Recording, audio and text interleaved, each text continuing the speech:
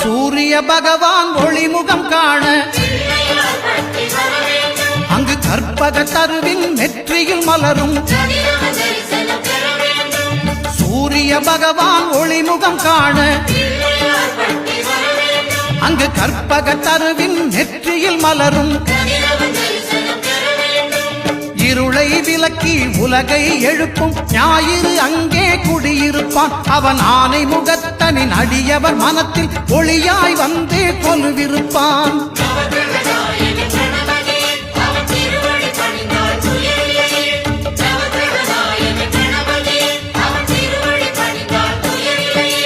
ஒன்பது கோளும் ஒன்றாய் காண அங்கு கற்பகம் என்னும் கடவுளின் மெய்யில்